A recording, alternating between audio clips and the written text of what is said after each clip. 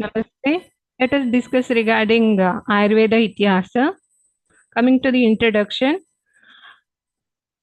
So, in this, we are going to see etymological derivation, that is Yutpatti, and syntactical derivation, Nirukti, and definition of the word Ityasa. The word Ityasa is understood as follows.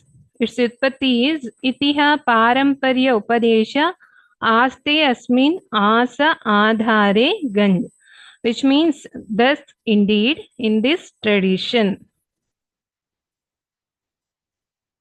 So in which we can see the Paramparya Upadesha, Aste Asmin, in which we can see the Paramparya Upadesha, in which there is the existence of Paramparya Upadesha.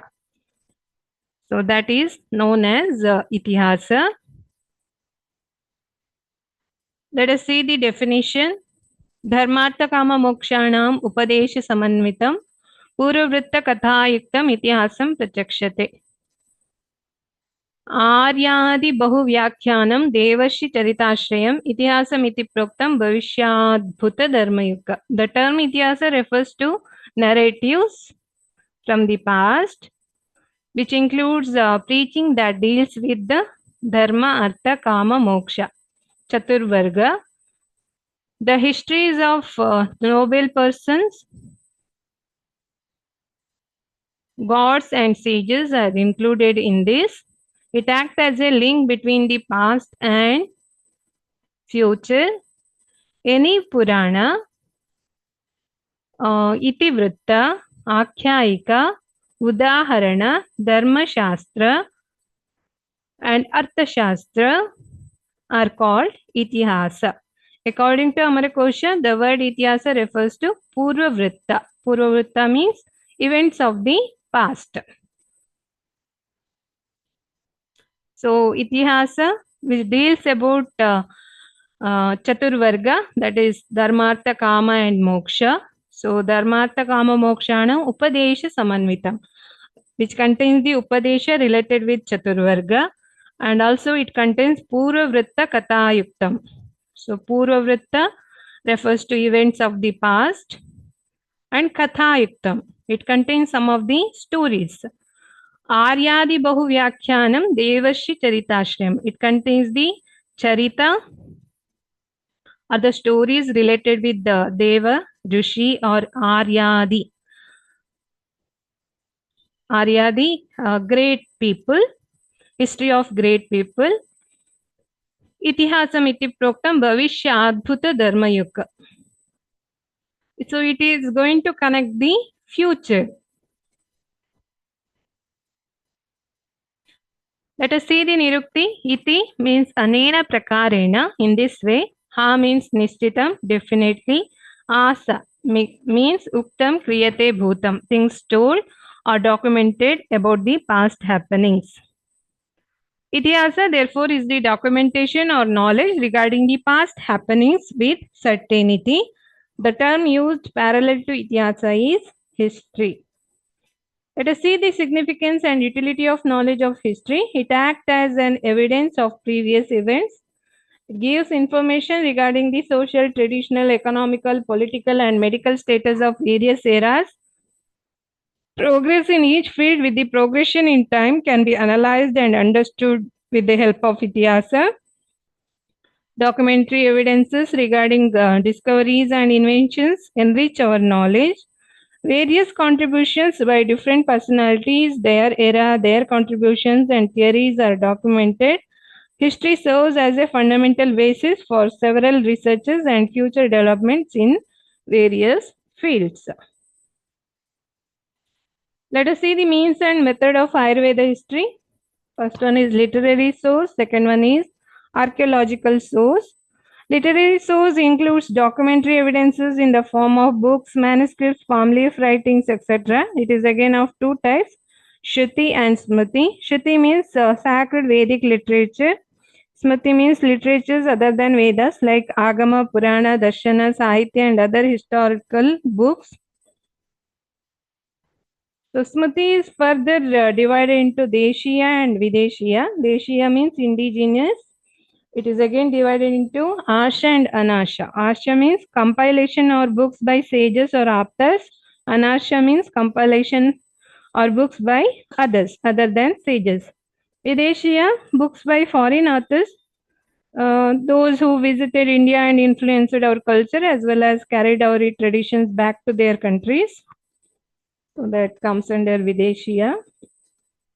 Next is archaeological sources. Historical information from sources like archaeological excavation, stone or pillar inscriptions, that is Shilalekha. Historical persons, sages, authors, commentators, compilers, critics, etc. Historical fields, tradition, economy, politics, medicine, etc. So these are the archaeological sources. Next is historical events. Ramayana, Mahabharata, etc. epics and events comes under historical events. All these sources and methods of history have shown influences in progression of Ayurveda. Let us see the different time periods relevant for the study of Ayurveda Ityasa, that is pre-Vedic, Vedic, Samhita Kala and Sangraha Kala, etc. So time is divided for better understanding of history into various eras. First one is prehistoric period. So Paleolithic age, it is also known as old Stone Age civilization, which was there in between 2 million years to 1300 years BC. In this period, the man was wandering hunter. He used to hunt animals with stones and eat raw flesh. He did not know about shelter and wearing clothes. He used to live in caves and cover his body with leather or bark of trees. Next is Mesolithic age, that is also known as Middle Stone Age civilization, 13,000 to 10,000 years BC. In this period, man developed up to some extent. He used to hunt animals with sharp stones. He started to cover the body with leaves and bark of trees. He learned to produce the fire and developed the art of cooking. Next is Neolithic age. It is also known as New Stone Age civilization, 10,000 to 6,000 years BC. In this period, man started to prepare the instruments to hunt animals like stone, wood, ivory. Then afterwards with the bronze and copper. He used to wear clothes made up of leather, leaves, bark, etc. He invented cooking with fire, realized the importance of living with the mutual cooperation, developed the skill of agriculture. So after that, there is a Veda Purva Yuga, that is pre-Vedic era, 6000 to 5000 BC. Next comes Veda Yuga, that is Vedic era, approximately 5000 BC. Post-Vedic period, 5000 BC to till date. Then comes Samhita Yuga, era of Samhitas, 2700 BC to 600 AD. After that, Bauddha Yuga, era of Buddha, 363 BC. Then comes Madhyama Kala or Grantha Sangraha Kala, medieval period, 8 to 15th century AD. Next is Muhammadiya Yuga, era of Mughals, 1200 to 1800 AD. Next is Angla Yuga, era during British rule, 1750 to 1947 AD. Then comes Swatantra Yuga, post-independence era. So Atrideva Vidyalankar described history of Ayurveda as under Vedika Kala, that is prehistoric period, 2500 BC. Ramayana and Mahabharata Kala, 500 BC. Bauddha Kala, 363 BC. Kushan Kala, 210 BC to 176 AD. Gupta Kala, 380 AD. Madhya Kala, 647 to 1200 AD. Mughal Kala, 12 to 18th century AD. Adhunika Kala after 18th century AD. So Acharya P.V. Sharma described the development of Ayurveda under three major components: Prachina Kala, Madhyama Kala, Adhunika Kala. Prachina Kala, ancient period up to 7th AD. Madhyama Kala, medieval period, 8th to 15th century AD. Adhunika Kala, modern period, 16th century onwards. So this is all about introduction of Ayurveda Ityasa. So before concluding, we will see time period according to Acharya Lakshmipati. So that is Puratana Yuga, from the time immemorial to 50,000 BC.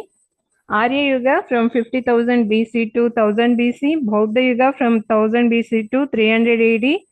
Pauranika Yuga from 300 AD to 1000 BC. Bhakti Yuga from 1000 AD to 1850 AD. Adhunika Yuga from 1850 AD to the present time. Okay, thank you.